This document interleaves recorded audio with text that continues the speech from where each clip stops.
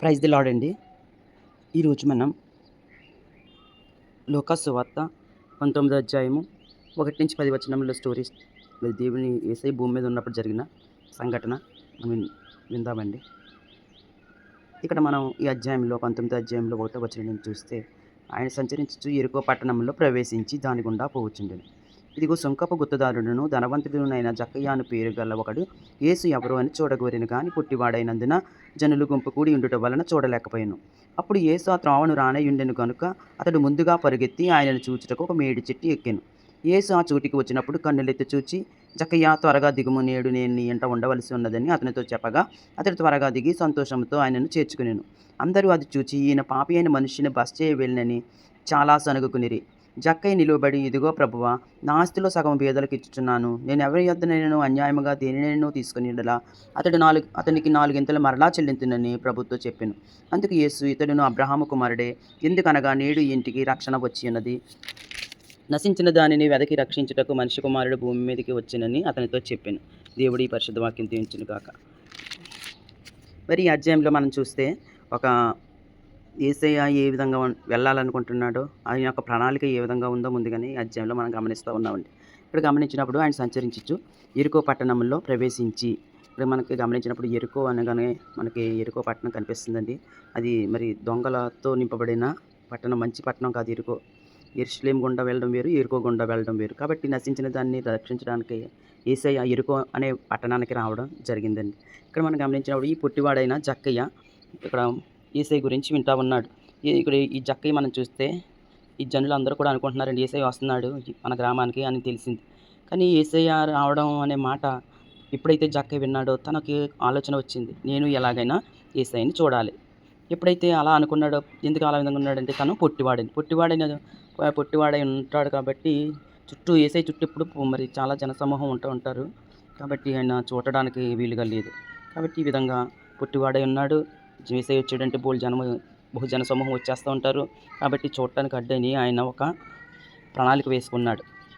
ఏమిటది ప్లాన్ అంటే, ఈ పొట్టివాడైన జక్కయ్య ఎప్పుడైతే విన్నాడో, జనులు అది చెప్తున్నారు యేసయ్య వస్తున్నాడు ఈ విధంగా అని చెప్పారు జనులు అందరూ. అయితే సరే నేను కూడా యేసయ్యని చూడాలని మనసులో అనుకుని, అప్పుడు అక్కడ చెట్టు ఉందండి, మేడి చెట్టు. వాక్యంలో చూస్తే మేడి చెట్టు కనిపించిందండి. ఆ మేడి చెట్టు యేసయ్య రాకముందే మేడి చెట్టు దగ్గరికి పరిగెట్టుకుంటూ వెళ్ళి మరి ఆ విధంగా మేడి చెట్టు ఎక్కడం జరిగిందండి. మేడి చెట్టు ఎప్పుడైతే ఎక్కాడో అప్పుడు పైనుంచి యేసయ్యని చూడొచ్చు, ఏ అడ్డు ఉండదు. కాబట్టి ఇక్కడ యేసయ్యని చూడటానికి వచనంలో గమనిస్తే రెండు మాటలు ఆయనకి జీవితంలో యేసయ్యని చూడటానికి, యేసయ్య దగ్గర రావడానికి అడ్డుగా ఉన్నాయి. ఏంటవి చూడండి. 3వ వచనంలో ఉంటుంది, చూడగోరెను కానీ యేసు ఎవరో అని చూడగోరెను కానీ పుట్టివాడైనందున జనులు గుంపు కూడి ఉండుట వలన చూడలేకపోయాను.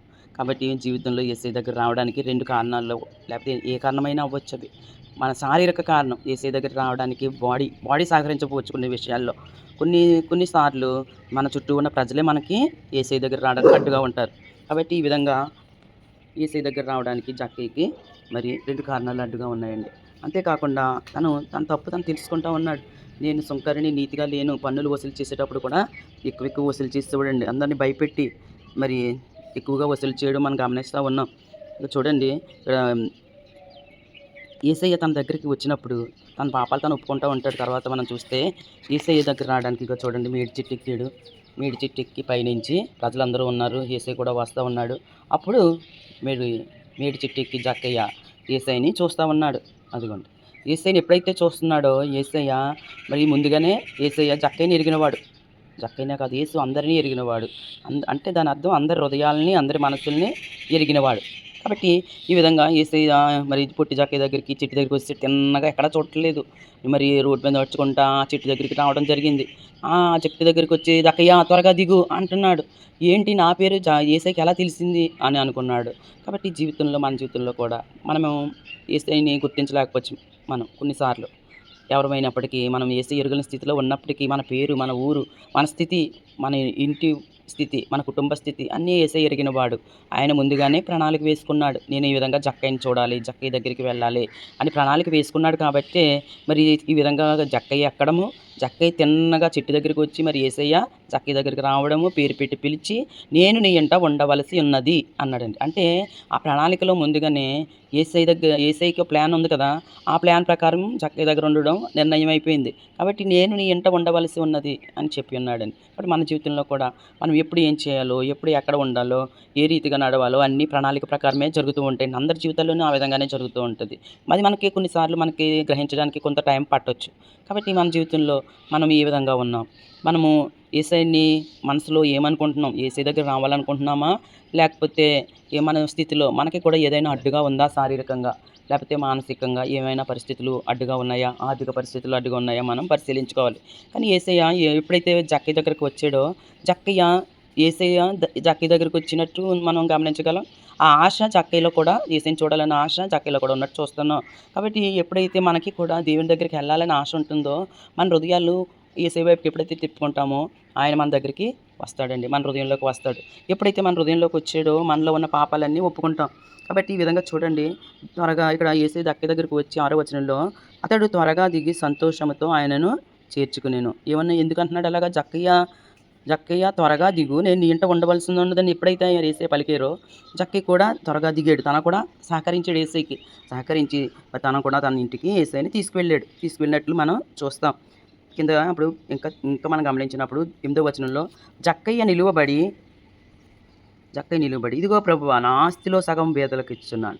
ఇంకా ఏం చెప్పకుండానే తన ఆస్తిలో సగం బీదలకు ఇవ్వడానికి ఇష్టపడ్డాడు. పేదలకి ఎవని యొద్దైనా అన్యాయంగా దేన్నైనా తీసుకుంటే అది కూడా 4 ఇంతలు చెల్లిస్తానని ప్రభుతో చెప్పాడు. అందుకు యేసు ఇతడును అబ్రహాము కుమారుడే, ఎందుకనగా నేడు ఇంటికి రక్షణ వచ్చింది. కాబట్టి ఈ విధంగా దేవుడు మరి రక్షణ ప్రతి ఒక్కరికి ఇవ్వాలని ఆశపడుతూ ఉన్నాడు. రక్షణ కోరుకునే వారికి రక్షణ ఇస్తాడు. నశించిన దానిని రక్షించడానికే మరి ఆయన రావడం జరిగిందండి. కాబట్టి ఈ విధంగా జక్కయ్య మరి త్వరగా దిగాడు. మరి యేసయ్య దగ్గరికి వచ్చాడు. యేసయ్యతో చెప్తున్నాడు, నేను ఆస్తిలో సగం బీదలకు ఇస్తానని. కాబట్టి ఎవరైతే అన్యాయంగా తీసుకున్నానో, ఎవరి దగ్గర అయితే దోపిడీ చేసి లేకపోతే భయపెట్టి అవన్నీ కూడా నేను వారికి 4 ఇంతలు చెల్లిస్తాను. కాబట్టి ఈ విధంగా తన తప్పు తను ఒప్పుకున్నాడు. ఈ విధంగా మరి జక్కయ్యకి రక్షణ వచ్చింది. కాబట్టి ఈ వాక్యం చెప్తూ ఉన్నది, నశించిన దానిని వెదకి రక్షించుటకు మనుష్య కుమారుడు వచ్చెను. కాబట్టి నశించిన దానిని రక్షించడానికి మరి మనుష్య కుమారుడు రావడం జరిగింది. మనుష్య కుమారుడు అనగా దేవుని కుమారుడు. కాబట్టి నశించిన దానిని వెదకి రక్షించుటకు మనుష్య కుమారుడు వచ్చెను. కాబట్టి లోకసువార్త 19వ అధ్యాయము 10వ వచనం. ఈ కంటత వాక్యం కింద మనం చెప్పుకోవచ్చండి. చెప్పండి. నశించిన దానిని వెదకి రక్షించుటకు మనుష్య కుమారుడు వచ్చెను. దేవుడి పరిశుద్ధ వాక్యాన్ని దీవించును గాక.